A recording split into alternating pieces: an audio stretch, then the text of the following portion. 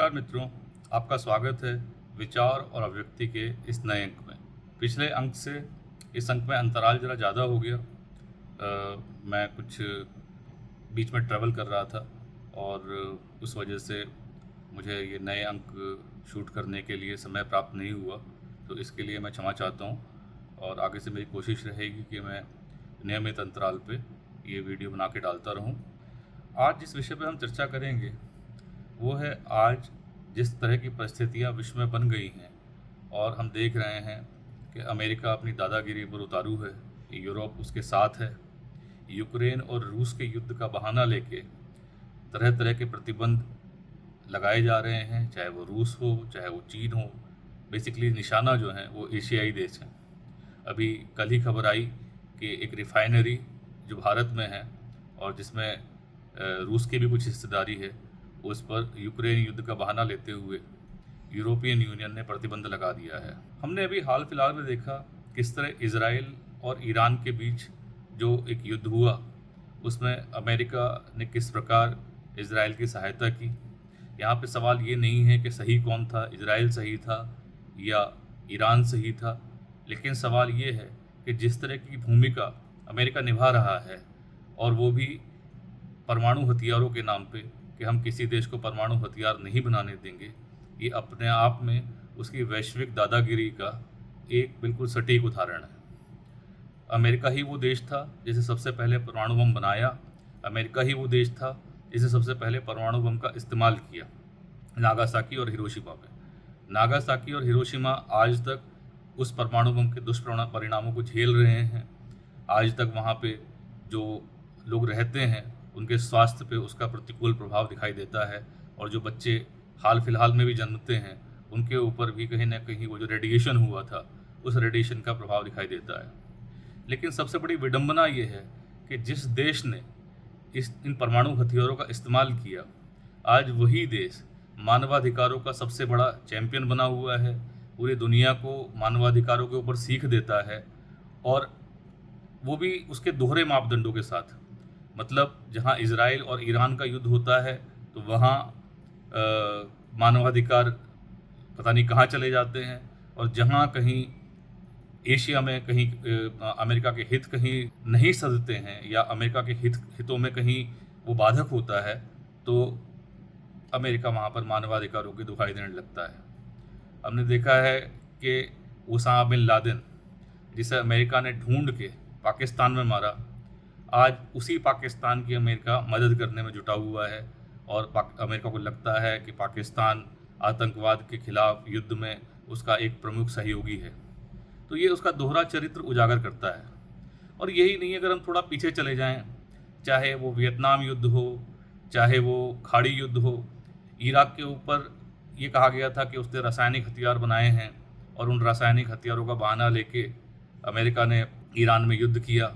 और आज ईरान की क्या स्थिति है, माफ़ कीजिएगा, इराक की क्या स्थिति है, ये सारी दुनिया को पता है। अगर मैं ये कहूँ कि दुनिया में आज जितनी भी अराजकता है, अगर 100% नहीं तो 90%, तो उसका कहीं ना कोई सूत्र अमेरिका से जुड़ा होता है। अफ़गानिस्तान में आप देख लीजिए, अफ़गानिस्तान में अमेरिका आया अफ़गानिस्तान को बर्बाद करके, और उसके बाद अमेरिका वहाँ से छोड़ के चला गया। ना उसने ये चिंता की कि जो लोग वहाँ रहते हैं उनका क्या होगा। आज वहाँ तालिबान की सरकार है, किस तरह की जातियाँ हो रही हैं वहाँ पे, बच्चों पे, महिलाओं पे, पुरुषों पे।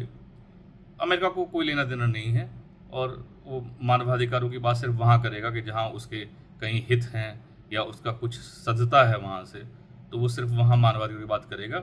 तालिबान के लिए वो हथियार छोड़ के चले गए वहाँ पे, और आज तालिबान उन हथियारों का इस्तेमाल कर रहा है लोगों को डराने में, धमकाने में, लेकिन अमेरिका को इससे कोई मतलब नहीं है। और यही चीज़ जो अमेरिका का पिछलग्गू है यूरोप, इनकी है। इनके दोहरे मापदंड तो दुनिया में सबसे आगे हैं। कॉलोनाइजेशन जो हुआ वो सारा यूरोप ने शुरू किया। ब्रिटेन, फ्रांस, जर्मनी, बेल्जियम, ये सारे देश खोज में निकले जगह जगह उन देशों की जो गरीब थे, जहाँ के लोग गरीब थे, और उन लोगों के यहाँ ये व्यापारी बन के घुसे, जैसे भारत में ईस्ट इंडिया कंपनी घुसी। और फिर उसके बाद इन्होंने वहाँ पे कब्जा किया, वहाँ के लोगों पे जातियाँ की। आज तो ये अपने आप को तथाकथित सभ्य बताते हैं। इनसे ज़्यादा बर्बरता शायद ही किसी किन्हीं देशों ने की हो, या शायद ही मानव इतिहास में कहीं देखने को मिलती हो। आज ये अपने आप को सभ्य बताते हैं, हमें थर्ड वर्ल्ड कंट्री बताते हैं, कहते हैं कि हमारे यहाँ गंदगी है, हमारे यहाँ साफ़ सफाई नहीं है, हमारे यहाँ करप्शन है। भारत तो विश्व के उन देशों में था जहाँ पे लोगों का जो नैतिक चरित्र था वही सब कुछ था उनके लिए।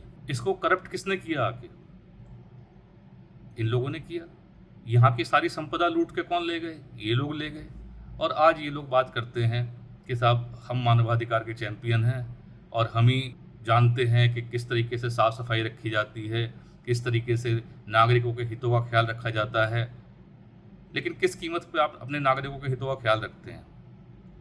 दूसरे देशों को लूट के, दूसरे देशों में लोगों की हत्याएं करके, दूसरे देशों को बर्बाद करके, और आज आप कहते हैं ना 100 चूहे खा के बिल्ली हज को चली, तो आज ये 100 चूहे खा के और ये मानवाधिकारों की बातें करते हैं।